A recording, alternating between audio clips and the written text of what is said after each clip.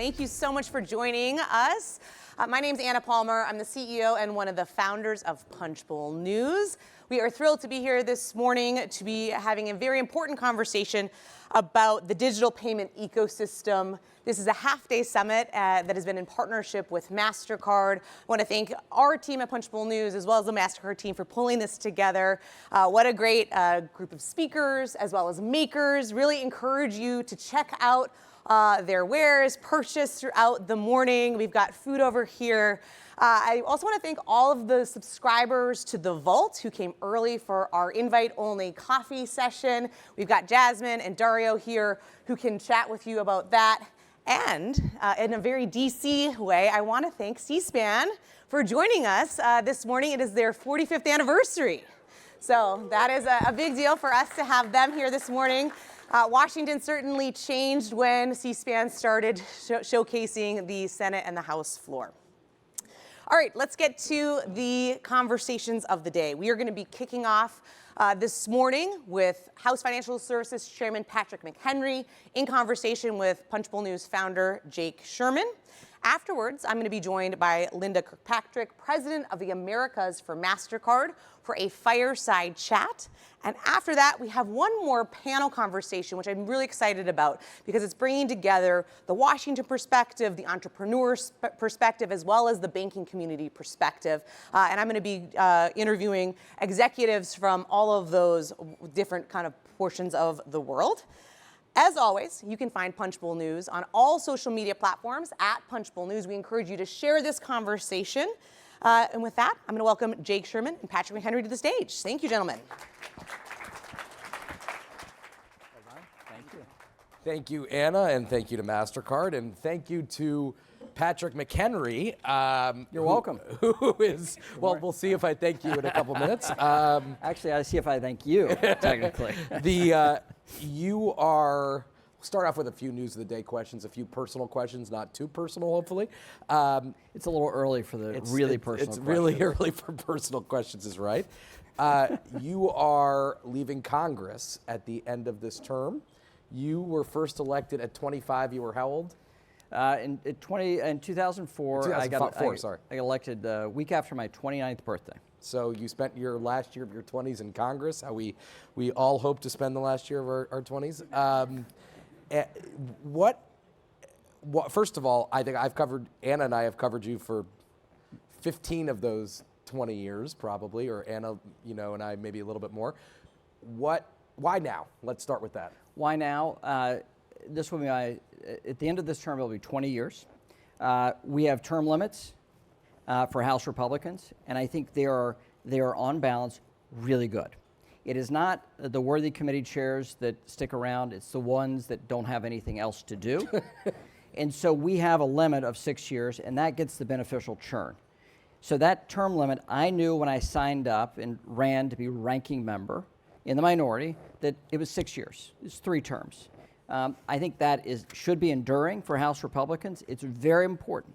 And on my committee, I now have 4 candidates running to be the chair or ranking member, all of whom will do a fantastic job. And so I have confidence that the committee is in good hands, and I have confidence that after my experience of this Congress, my role next Congress in the House won't be as good.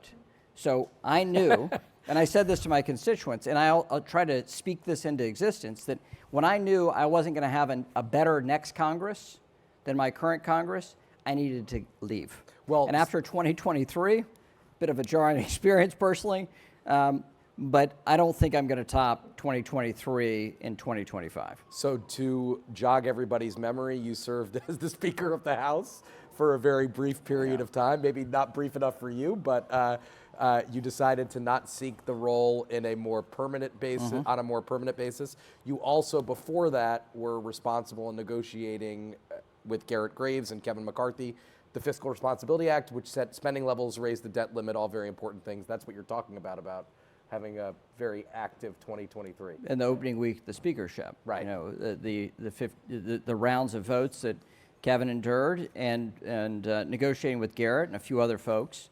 The terms for the speakership. So it's been a huge year, plus all the committee products that we got out We had the three major buckets of legislation that we wanted to get out. All of that we reported out by the end of July, which really exceeded my expectations in that context of getting those things done. But the Fiscal Responsibility Act, negotiating the debt ceiling increase, I think Garrett Graves and I would say that is one of our hallmark pieces of legislation. He and I negotiated on the Speaker's behalf. It is still the terms right now of negotiations, and we're going to have the final 6 bills of the appropriations package conform with the spending cuts that we negotiated with the White House. And Speaker Johnson had to land that deal to maintain those historic spending cuts. When the Senate wanted to be over spending levels, and the House wanted to be under, well, we actually landed back where the Fiscal Responsibility Act put us. And back so where McCarthy and you envisioned before he Yes. was booted out. But Johnson had to go land those cuts. And that was not easy, nor was it a given when he took the speakership that he was going to be able to maintain that. So you brought up Mike Johnson. How do you think Mike Johnson's doing? He's improving week over week, and that is very important. We dropped him. That's all you could hope for in life, right? Well, actually, it is in this context because, look, the speaker had a very jarring experience. The second biggest set of legislative issues were before him in his first month as speaker. We dropped him into the deepest end of the pool and said, learn to swim. Well, it's not even that. It's the most turbulent waters you can possibly drop somebody in, and you say, learn to swim, learn to be speaker. And so he's landed deals. And it's been well covered, my constructive criticism of the speaker. And I think I want to emphasize the first part, which is go land the deal. Do not fear the deal. You have to go land those legislative priorities in order to show power and to exercise power. Otherwise, you don't want to be speaker unless you want to go land deals. He has now landed his second big deal as speaker, and he'll land it this week. That should be commended. That's number one. Number two, this other piece of it. He is the most highly requested fundraiser for House Republicans. That's not a given when he became the speaker. So he has adapted to the speakership, and he's adapted the speakership to his style. And members, Republican members especially, are now coming to an understanding of how he processes and functions. So he should be commended for his work legislatively in landing these deals. He will feel good once this is done, once this legislative package and funding is done. I wish this was December, but here we are in March, and he's landing the planes. And so absolutely commend him for the legislative work. And really, House Republicans and candidates are speaking because they're requesting him in their districts and across the country, where he's doing a marvelous job. Let me ask one more question on this, and we'll move to the topic of the day. But Department of Homeland Security was the last piece of the equation, a very charged topic, to say the least. Deal came out, or deal was reached last night. We haven't seen text yet.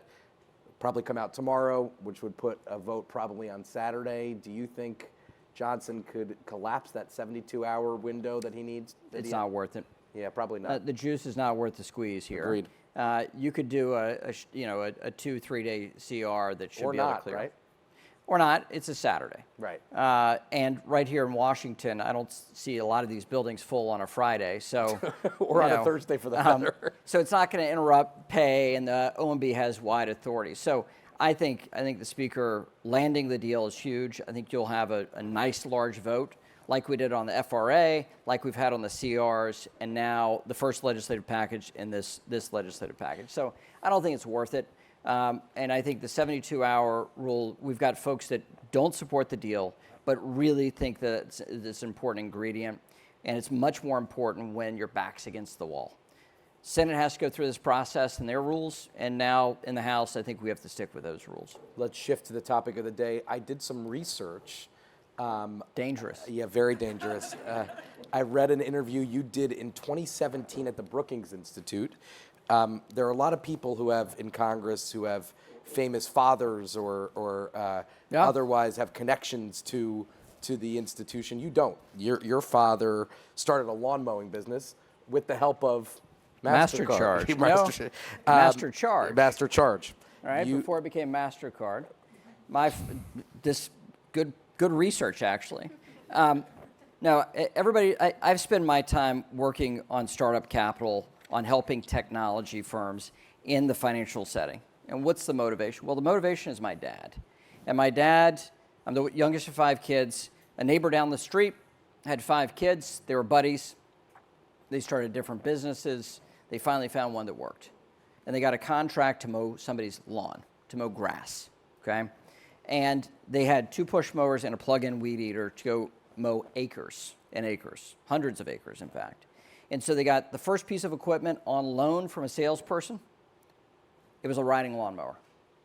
And the second piece of equipment they got was a used truck that they bought on a master charge. And that was their going concern, to feed 10 kids between the 2 of them.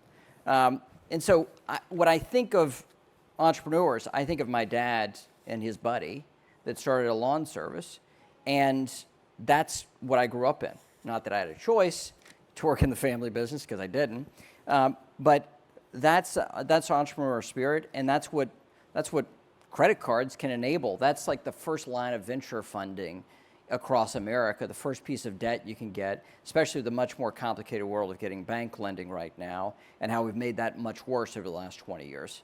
So when I think of MasterCard, I think of MasterCharge, and I still have the card my father has. This one of the things that I have is the original MasterCharge with the same logo.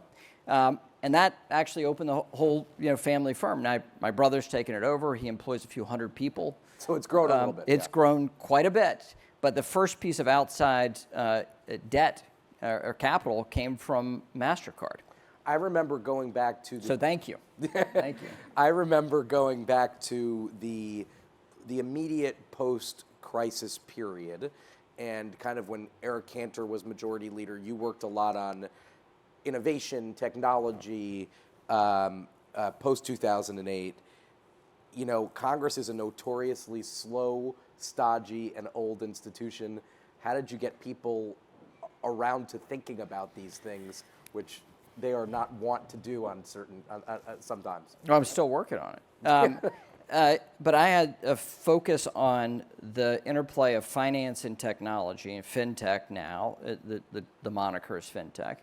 And out of that's been, I think, probably, for my financial services work, probably 75 to 80% of my legislative productivity has come out of those narrow areas. And the greatest opportunity for bipartisanship. These are the things that Maxine Waters and I have worked together on to advance policies that enable technology and the consumer use of technology in a regulated finance world. That's how we started the AI task force that the minority and majority on the committee authorized. French Hill's leading that task force. That's how we started the AI and FinTech task force when she was chair. This is how we focus on digital assets this Congress, and all of our work in digital assets, much of which has been bipartisan.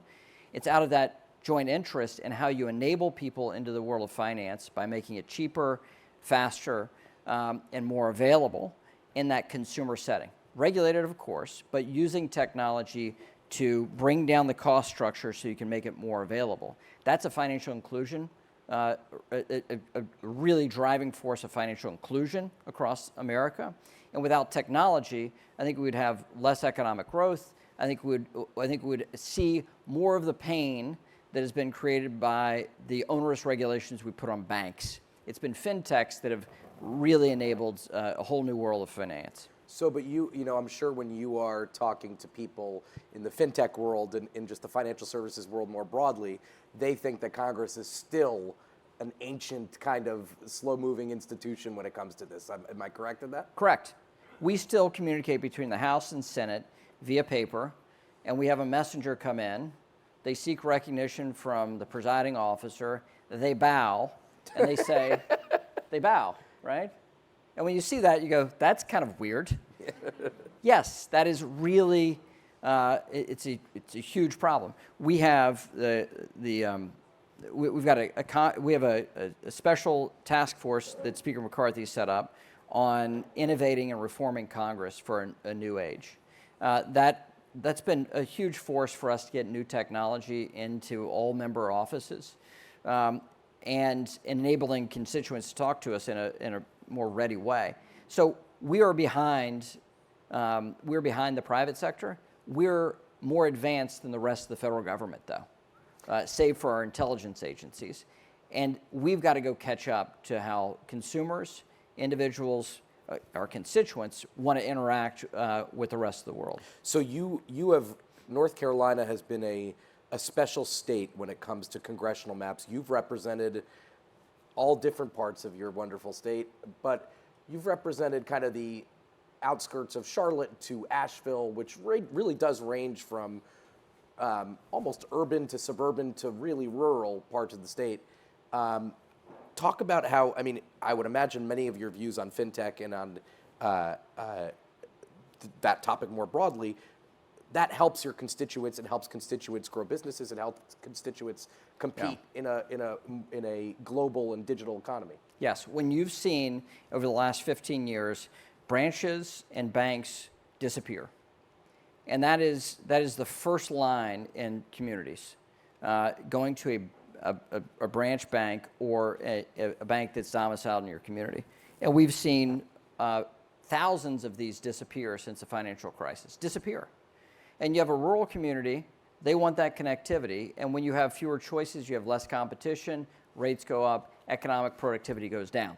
And so we need to make sure that we enable connectivity across the country, and connectivity to finance is highly important. And a diversity of options there is really good for our economic growth, is really good for those that grew up like I did without the connectivity across the tracks where you can get venture lending, right? If you have a wealthy uncle or you have wealthy neighbors, you can get venture funding, or you can get lending and investment in your startups. And if you're in a disadvantaged community, you're truly disadvantaged from that connectivity. We've got to do better than that.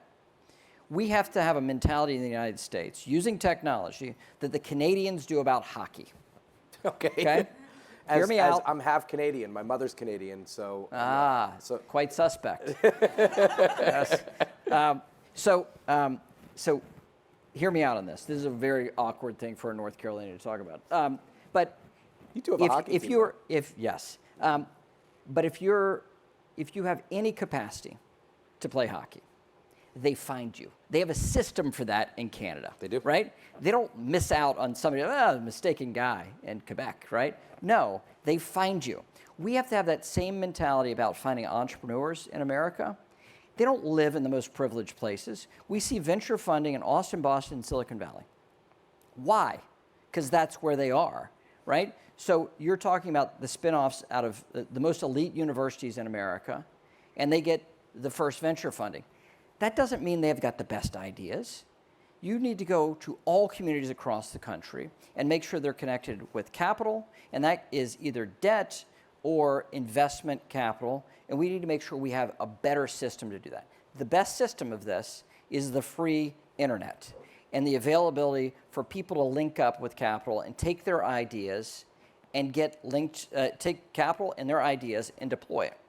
And that takes risk, yes. It's not for everyone, of course, but business startups are driven by economic need in most cases. That's why you see with inflation hitting and this current economy and the concern coming out of COVID, you have more business startups as a result of this than we did in more prosperous times when people felt prosperous. That drive, we've got to harness it. And the best way to harness it is through technology and finance and enable us to light this thing on fire and still remain the greatest country on the planet and the best economy on the globe. Okay, so let me ask you, so if you could snap your fingers and have Congress do something to bridge that divide, to help light a fire, as you said, under the digital economy, digital payments, what does that look like? You have to enable fintech partnerships with banks as a specific driving force from regulators. You want to link up the best in technology and the best of regulated finance and make sure banks can use fintechs, number one. Number two, you have to advance digital payments MasterCard is at the forefront of that. Our current credit card ecosystem is at the forefront of the best risk capital that anyone can get for a small business or for their families, for their economic life. So you have to better enable digital payments. You have to enable what I think of as crypto. People talk about it as crypto, but digital assets and a stable coin legislation, so that we say to the rest of the world, this is where you want to take risk. That crypto and stable coins will open up a whole new set of economic activity by bringing the cost of payments down and opening up new ways to connect the bits and bytes of the internet with the world of payments, and that can be enabled through what we think of as crypto. And so I think that stack of things, which first begins with opening up our current banking structure to the digital world. There's a great skepticism from Biden regulators, big skepticism out of a few very loud senators on the progressive left that these fintech partnerships are bad. They're not bad. They're taking technology and bringing it into the regulated world. They have to go to the higher standard of the bank regulation to deploy that capital. We need to unlock that potential. And that will help banking, yes. It will help economic growth, but it also helps individuals better be able to take risks. So it's a whole stack of things that we've got to do in a much more aggressive way. And those are the things that I've tried to prioritize as committee chair. But that's going to be the work of over the next 10 years for us to realize that. You mentioned stable coins. You've been in what Brendan and I call a never-ending negotiation with your ranking member, Maxine Waters of California, over stablecoins. Now there's a new effort. There's a movie that came out a couple of years ago called Palm Springs. Okay, yeah. I've Right? not seen it, no. It's some sort of version of Groundhog Day, some similar concept. That you get stuck in this loop. So you go to work every morning and Maxine Waters is waiting for you at the door, is what you're saying. There's a bit of that. No, but on this, each day there is a modest change. There's a modest evolution. There's a greater understanding. And over time, you get to a better place and you're learning something. But it does feel like this loop that we're in. What I would say is, now that we're 20 months in on negotiations, Right.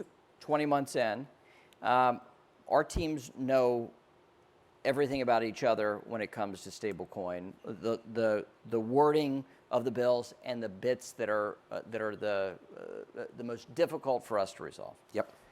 We have a full understanding, and Waters and I as well. She started this process.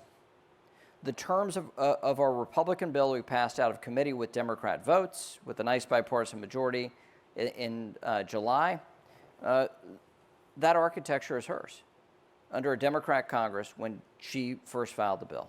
It's actually the architecture of the New York Department of Financial Services. The New York model is what we took as the Waters model, which is what we took as the Republican model. And the tweaks on this stuff are significant and real in policy terms. But for this crowd that knows something about this world, you would still roll your eyes at how small the differences are that are keeping us from landing a deal. So we're close. It has been the will of, I think, my team, I would say from me, and Waters to will this into existence. And without that will, we would not come as far as we are. But we've had week over week productive conversations. And I think we're at an inflection point where we can land this plane this year, and I am confident that we can land this plane this year.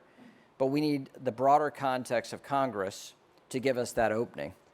Meaning a legislative vehicle. We need a legislative vehicle. Now, on the Senate side, Kirsten Gillibrand and Cynthia Lummis have their bill. Do you take it seriously? Have you seen it? What is your view on that? I take Senator Gillibrand and Lummis quite seriously, and I take their legislation quite seriously.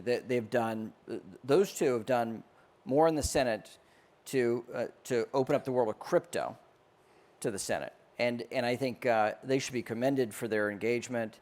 I think they're quite impressive in their knowledge on this, and I have enormous respect. They're great partners in this, and Senator Sinema has been wonderfully helpful, especially on stable coins. So we've got a good understanding across the Capitol. The terms of this, like I said, the architecture is very similar for all of us. The nuances here are real, but things that we know how to, I think we would know how to resolve if given a deadline and a way to get through the process.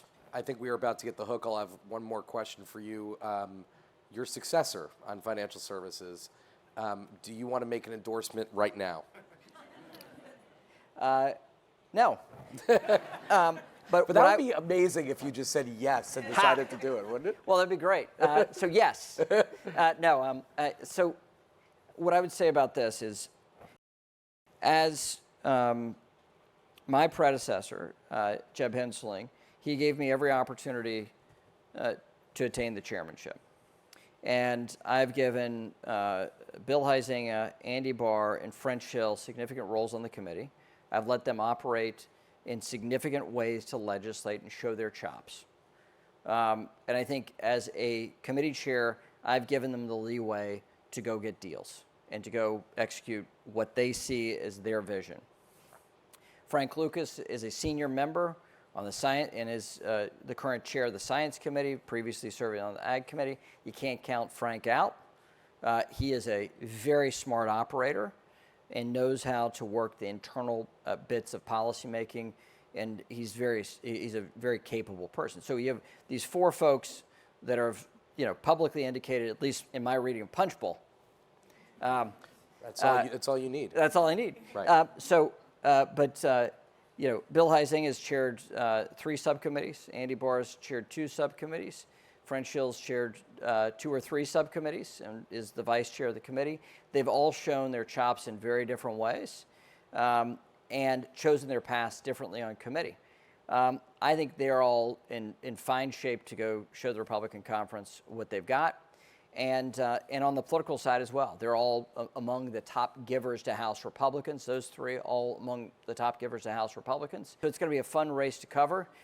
Should keep your team quite busy. Yes. And interested. And I look forward to reading more copy about it. But that's all I'm going to say. I thought that's where you were going to go. Well, these races are very good for the NRCC because Republicans just give more and more money to the campaign committee. Yes. We are out of time. Thank you, Mr. McHenry, and we're going to welcome our better half, Anna Palmer, back. Thank you, Jake. Thank you, Anna. Thank you. Thanks. Thanks. Yeah. Thank you. Thank you. We appreciate it. All right. Thank you, Chairman McHenry. We appreciate it. A friend of the program who we've been interviewing for the better part of 20 years now. I am very excited for the next portion of our program. I am going to welcome up shortly Linda Kirkpatrick, President of the Americas, to join me for a fireside chat. You can please join me now. Thank you so much.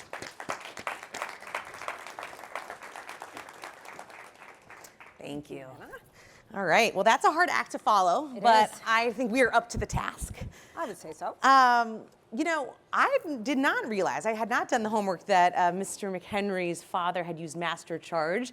Want to talk a little bit about your reaction to what he just said, talking about the role of credit and credit cards in particular when it comes to fintech, when it comes to not just, kind of the urban environment, but what he's hearing also from his constituents out in more rural areas as well. Yeah, well, first, I want to thank Congressman McHenry. He's just a fantastic representative of the financial services ecosystem, and I thought his remarks, as always, were inspiring. Many of us have stories like that, where the first time we accessed credit, the first time we leveraged card products, and his is particularly notable.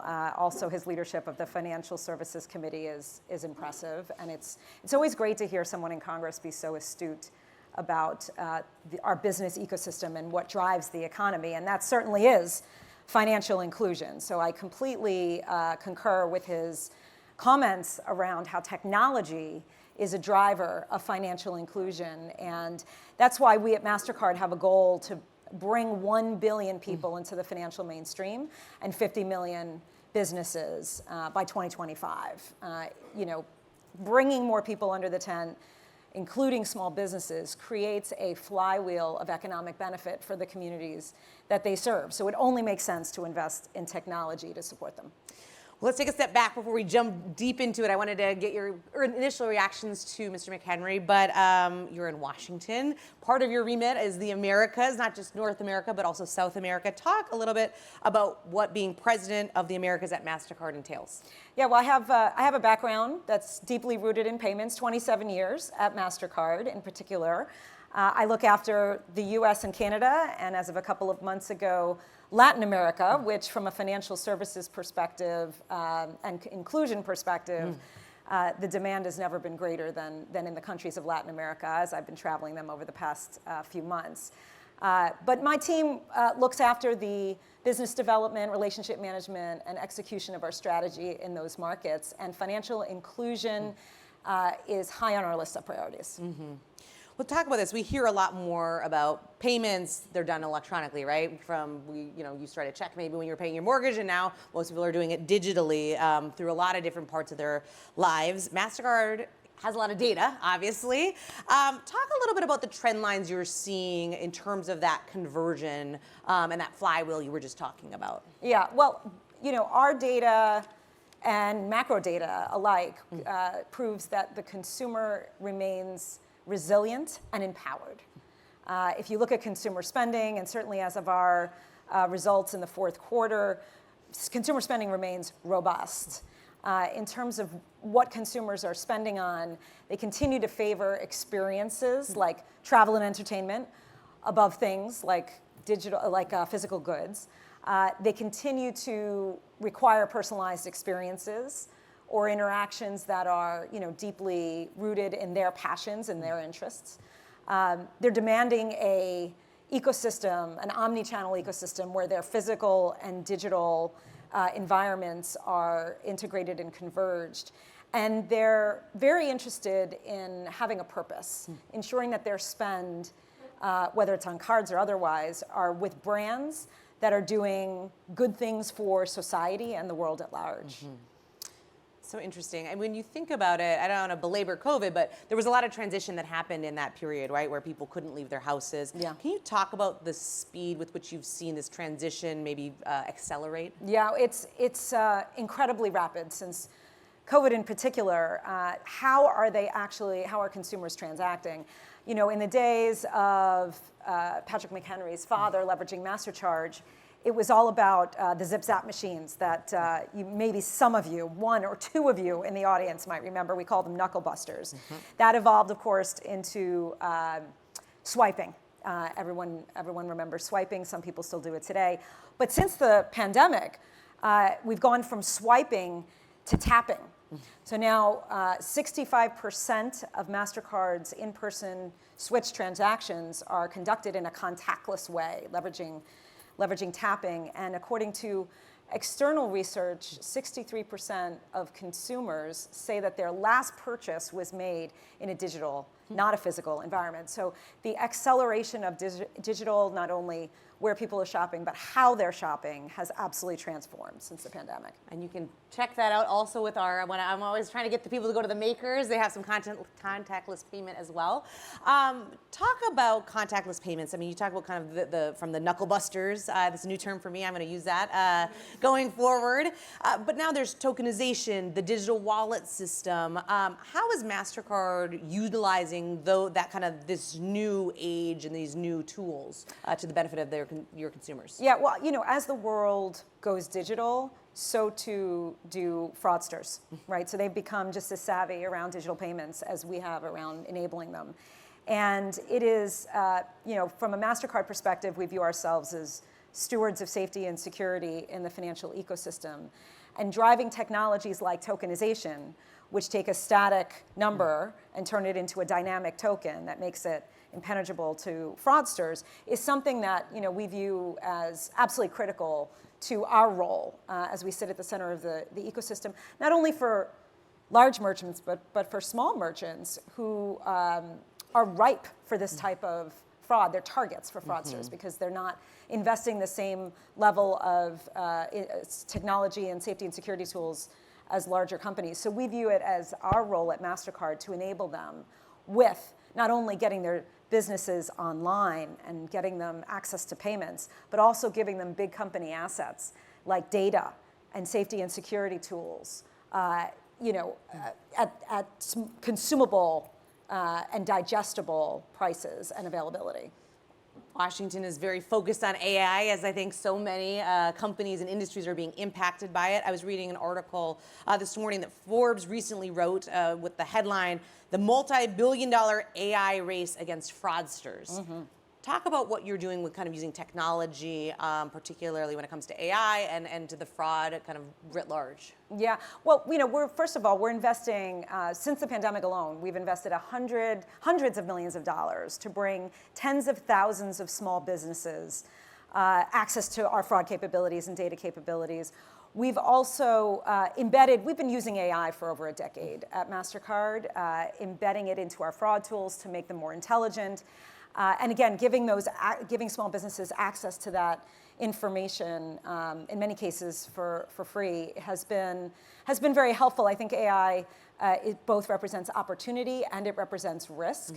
And again, MasterCard at the center of an ecosystem that protects consumers, businesses, large merchants, small merchants, and banks. This is the role that we play. We've invested just in the space of AI and fraud protection, $7 billion over the past 5 years. We have a safety net tool that has protected against $20 billion of fraud, and a decision intelligence tool that helps banks score 143 billion transactions a year. So we're doing this at scale, and we're doing it for the benefit of merchants, large and small. I want to shift topics. You kind of started talking about inclusion, right? And that is a really fundamentally part of your mission, the mission of the company writ large.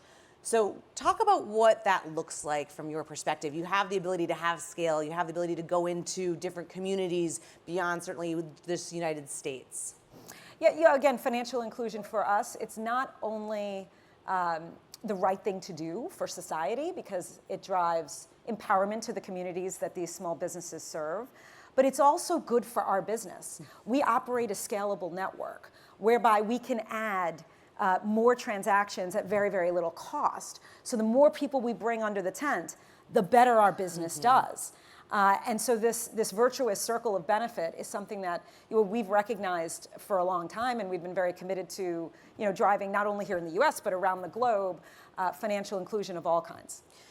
What are you seeing? Because so obviously Washington, we're always usually focused on Washington, for better or worse. But your remit is into South America. You were just traveling there. What are some of the trends or the things that you're seeing happening in South America? Yeah, in South America, we're seeing a rise in small business, an empowerment around getting small businesses access to capital, access to mentors, access to digital tools.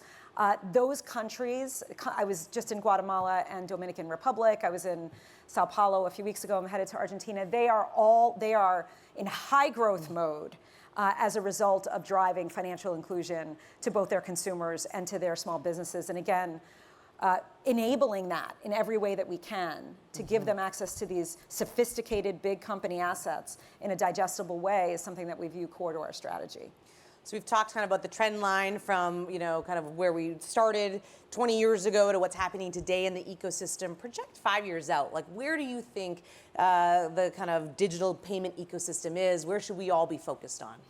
Yeah, I think, starting with small businesses, I think they're going to continue to drive spending. So since the pandemic, 68% of spending has come from small businesses. They're going to continue to drive employment. 50% of all new jobs have been driven by small businesses since the pandemic. And they're going to continue to have to protect themselves from fraud digitally and physically. And again, we see that as our role, first and foremost, to support them in that journey. Technology is going to continue to advance, and we have to advance at the same pace, leveraging sophisticated tools, products, and services in order to ensure a robust economy.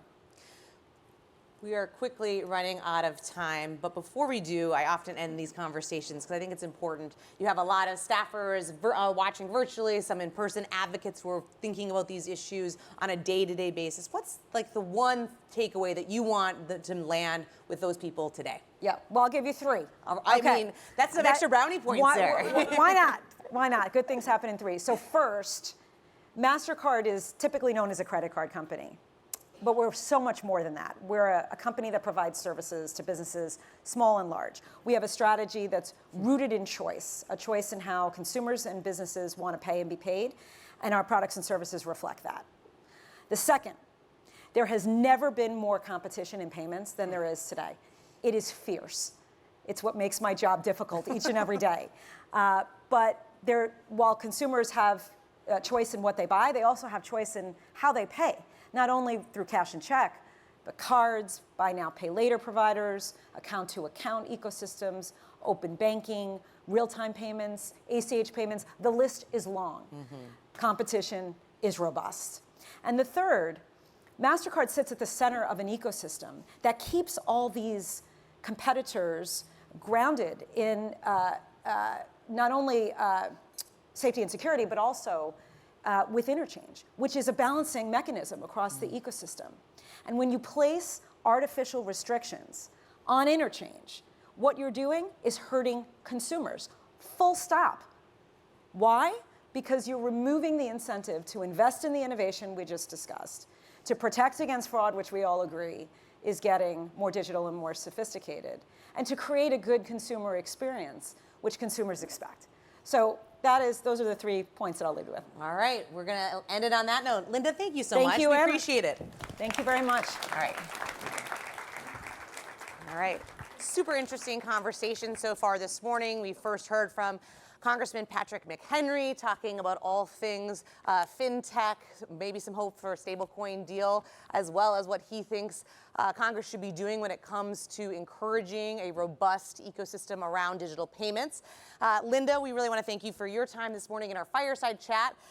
Really interesting to think about digital inclusion, also the role that small businesses are playing post-COVID and that growth, as well as the impact and the amount of money that is going to billions and billions of dollars to try to stop fraudsters.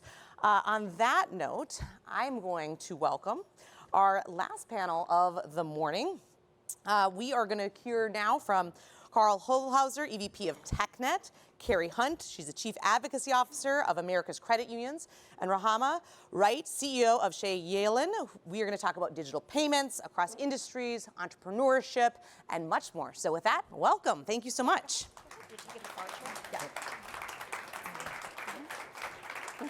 Sorry. All right. Thank you all. Well, we had a very robust conversation so far. Tried to give a little bit of a recap, so now you know what you're on the hot seat. We're going to start with you, Carl. I want to go. You're here on behalf of TechNet. So for anybody who doesn't know TechNet, it's a trade association representing a vast, array of companies, from Cisco to Apple to a bunch of them. But zoom out for us, right? We kind of heard the perspective from Congressman McHenry. We've heard the MasterCard perspective. But talk about, just in general, what you're seeing, the comprehensive view of the digital payment ecosystem today. This is a really great time to be talking about digital payments because there's more use of digital apps. There's more interest in it than there ever has been before. If you just look outside of millennials who are digital natives and look to digital immigrants like my mom, who's probably watching. Hi, Mom. I taught her how to use Venmo, and I put in her payment apps on her phone. Now she uses them everywhere, right? And she says it's the easiest way to pay and be paid. She used to mail me checks when we'd have dinner, right? So as you're migrating towards that, what you're seeing is a real acceleration, though, of access, of use. And what we're really focused on from a policy perspective is making sure Washington doesn't over-regulate and stifle innovation. Red tape never created any of the innovations that we're seeing. It was American ingenuity and innovation. And as we just see this ecosystem develop, there's always this balance, right, between safeguards, what are consumers needing to be protected, what's the environment to let regulation be necessarily added, but to maintain innovation's thriving pace. And we're seeing a lot of storm clouds in the agencies right now, particularly the CFPB, with kind of a ready, fire, aim mentality towards regulation. So we're sounding the alarm in every panel that we're on. I was saying, hold on just a minute. There are a lot of countries like China, like the EU, who are after us.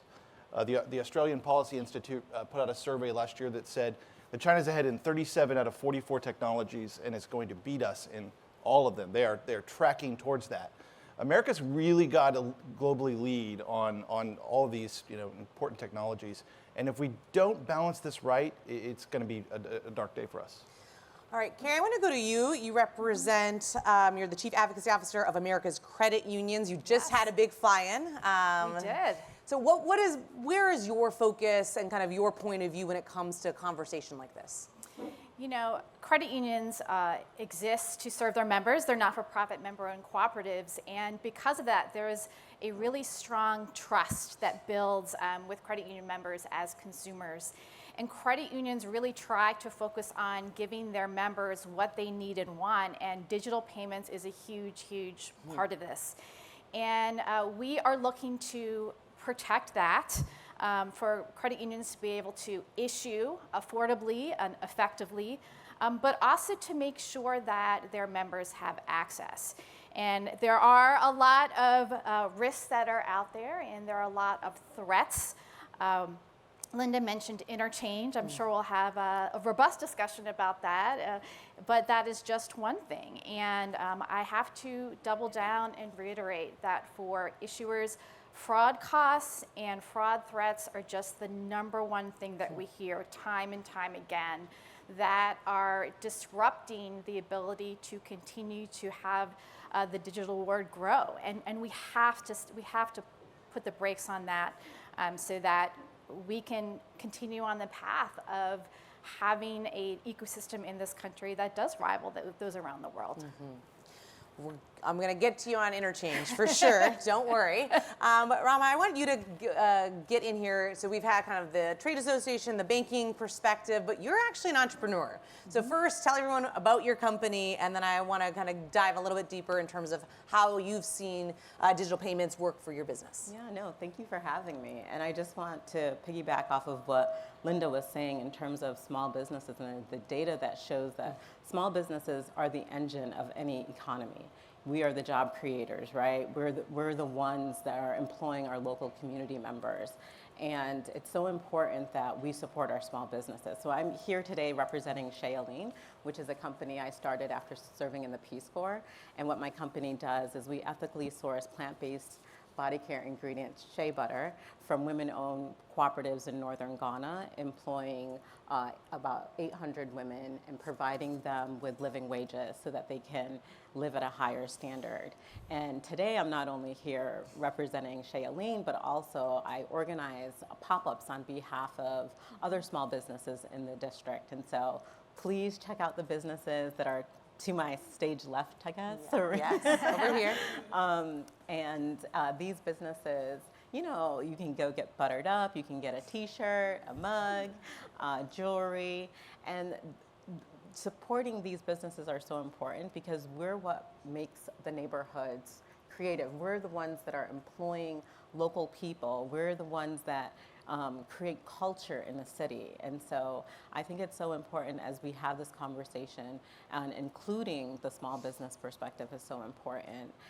When it comes to the digital payments, I couldn't run my business without digital payments. The fact that we can even take payments and we're not in a brick and mortar, they're here in a corner and they can just take a payment on their cell phones. That's what is driving our ability to receive payments fast, quickly, as well as safely. And I think that that's so important if we want to say that we're supporting small businesses will help us make money faster, and that's what digital payments allows us to do. I want to talk about fraud because that's obviously one of the big issues that is an undercurrent of this whole conversation and certainly the previous conversation. But Rama, you actually had an issue where you had some, when you were working more of a physical, less of a card payment, where it was really unfortunate. Yeah, no, I think I would say in the last couple of years, I receive emails consistently. Someone sent me an email recently saying that they had placed an order and they never got their order, so they wanted a refund. But they didn't actually place an order, right? And so, I went through the process of, well, send us your order number so that we can track this. And we kept going back and forth. And they're like, well, I saw this, this company name on my credit card statement, but this individual had never actually placed an order. And so I think more and more digital criminals are, taking advantage of small businesses because they know that we don't have the systems in place, right? We don't have an entire IT department who can handle these types of crimes. And that's why it's so important to have legislation that protects us from fraudulent behaviors and things of that nature. Carrie, from the kind of community or the banking perspective that you represent, how is your industry handling the fraud angle? Do you feel like Congress is hearing you when it comes to that? I think there's a lot of frustration relative to fraud. Credit unions are, heavily regulated, as are banks, and have to follow pretty strict standards relative to data security. And merchants don't have to follow the same standards. So we would love it if we had a stronger ecosystem where everyone was held to the same level of legal accountability for fraud.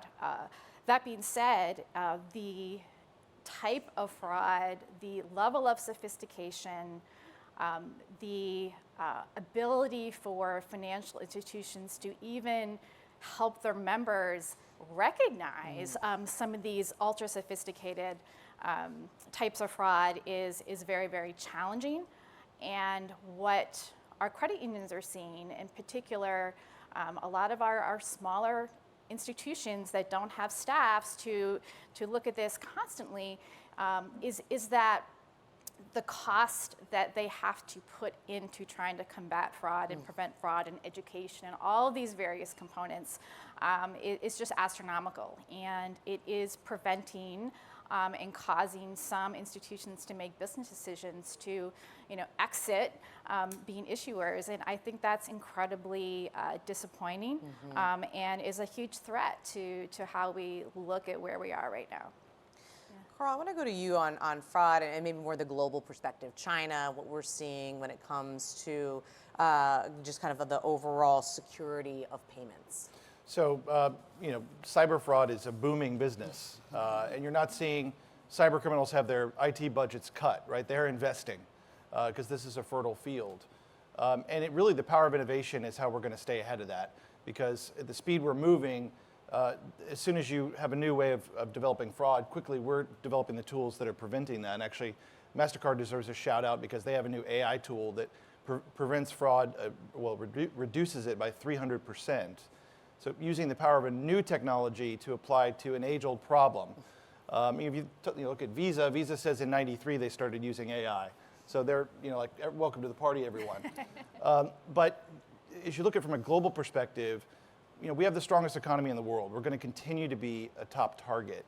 So our innovators, our tech companies, our payments companies are daily investing in this. And it is really important that they keep doing that and they stay on the cutting edge, because small businesses need that protection when you don't have an IT person, when you're wearing many, many hats. So you're relying on the strength of a large institution and their investments in order to stay ahead of it. And I think that's the key, is this balance between small and medium-sized businesses and startups and our legacy partners who have the resources, frankly, to invest in staying ahead of fraud. That's how we're going to stay on the cutting edge. Carrie, you mentioned interchange, so I'll let you take this topic at the top. This has been something that's been debated ever since I've been in Washington, really over the last 20 years. And we had Linda kind of speaking about competition and how that's important and how you don't want to have false kind of regulations put in place that might break that down. What's your perspective? So I've been looking at this issue for a long time too, and really there are multiple tracks relative to interchange and threats to interchange. Again, we have an ecosystem where interchange exists to cover the cost of the transaction and to make sure that things are running efficiently and effectively. And when the government steps in to try to cap or artificially control those costs, then the market doesn't work the way it should, and we're seeing that here. Already, we have caps on debit interchange, and over time, we have seen that has extremely detrimental impact in terms of the interchange fee income. If you look, the actual, in particular relative to younger users, debit isn't going away. Debit is continuing to grow in terms of consumer preference. Relative to credit, though, now we have legislation in Congress that's been introduced and we're pushing back against, which would potentially create additional restrictions on credit card interchange. In addition to that, we have the Federal Reserve, who just issued a proposal which would reduce the amount of interchange that institutions could receive. And so from the regulated financial institutions perspective, where's the money going to come from? It's going to if we have to cover costs that aren't being covered by interchange, and unfortunately, it is going to have to come out of other areas and make things more expensive for the consumer. And in particular, for credit unions, not-for-profits, that is the last thing that we want, because as we've all talked about today, digital is how you access. It's not the way of the future, it's the now, and we're taking the next steps to make sure that everyone can use this safe and effective system. So I really can't emphasize enough just how much additional regulation relative to interchange would just have a detrimental impact, again, not just to the financial institution, but consumers. Consumers will absolutely lose out if this comes to pass. Carl, are you in the same boat? I'll make a little different point, which is that innovation is how we have moved forward, not a government regulation in this space. And we want to see innovation thrive, and we don't want to see government impose any kind of a mandate on any area of the innovation economy that stops innovation or limits it. We need to be investing in the future and in the iconic technology that is just being thought of right now, maybe in somebody's garage, that hasn't been brought to reality. And when you restrict with over-regulation any market, I think you do so at the detriment of innovation and America's global leadership. Well, I want to get to you because, Punchbowl News is not that old of a company. We're 3 years. We started with digital payments when we launched in January 2021 in the middle of COVID. But we talked a lot with Linda about inclusion. I know you're working in Ghana. Can you talk a little bit about the work that you're doing there and how digital payments are being utilized? Yeah, so we're not only using digital payments, to process orders or process customer payments, but we also use digital payments with the cooperatives that we work with in northern Ghana. And so we are piloting a system where, because the populations of the community that we work with typically are unbanked because they live in rural areas, they can utilize their cell phones as a way to take payments and as a way to get paid for their labor. And so that's one of the things that we're doing is by using mobile money transfers and payments, we're able to ensure that the woman who is making our product is actually being paid. Mm-hmm. And to kind of zoom out even a little bit further, you've brought some of the makers here today. If there wasn't digital payments, can you see, how big of a challenge would that be? It would be a huge challenge. As I've mentioned, we can't run our businesses if we can't take digital payments. And in preparation for this conversation, I polled the makers, and they all across the board agree that digital payments are an important part of their business. And not only that, utilizing credit cards and being able to take advantage of rewards programs are also a critical part of their business operations. Some of them gave examples of being able to reinvest tens of thousands of dollars back into their business simply because of rewards programs that allow them to buy inventory. I use it for flying because I do quite a bit of travel, not only nationally but internationally. And so understanding that the fees that we pay into the rewards programs, I didn't know that until I started really researching the issue, I think is important because it allows us to reinvest money back into the business. All right, we are quickly running out of time, but I want to end similar to what I did with Linda, and I'd be interested, Carrie, I'm going to start with you. We'll kind of go down the way. You just had a lot of folks in town, Yes. but what is your message when it comes to these issues for members of Congress, their staff, the people in this audience, the advocates that are working on the digital payment ecosystem, about what you hope they keep in mind? You know, I just hope they keep in mind that this is one of the most important issues that we are facing today, and this truly will absolutely have an impact on the economy. So when credit unions come to their office, when banks do, and express and show them the data that this, you know, time and time again, we've proven that this will have a negative impact, that they listen to the facts and not the rhetoric, and make sure that we continue to allow companies like MasterCard, you know, Visa, others, do what they do best and innovate and serve the market. What's the number one stat or the most compelling stat that you've brought or you've heard recently? I think the most compelling stat is if the Federal Reserve's regulation goes into effect, we will lose 1/3 of interchange income, which will just absolutely have an immense impact, and we just can't let that happen. Can't let it happen. Rahama, what would you want Congress to know? I would want them to know that digital payments are critical to small businesses and our ability to operate on a daily basis. We need to be able to have an environment where we can take payments quickly, safely, protect our business, protect our operations, so that we can continue to be one of the major employers in our communities. The growth of small business. We certainly heard the stats there, you know, 68% since COVID. Carl? You know, America's global leadership in the last 20 years has been defined by these really innovative companies who are the envy of the world. So it's no surprise that with you know, foreign taxation like DSTs, the DMA, there's a lot of pressure to try to compete with the U.S. by imposing regulations against us. We need to be really sure that we don't do that at home as well. We've been concerned about some proposals from the CFPB, from the Federal Trade Commission, from the recent abandonment by the USTR on our digital trade platform, that there's some headwinds here domestically occurring. And I think that our takeaway point for each of you is that we need to invest in our future and in our innovation, because there are a lot of competitors who are coming for us. And our ethical and global leadership to maintain you know, our you know, global place in the world is really important. Put a very fine point on it. I mean, it basically sounds like you think American competitiveness is at stake. It's absolutely at stake. My stat takeaway is the Australian Strategic Policy Report I mentioned earlier.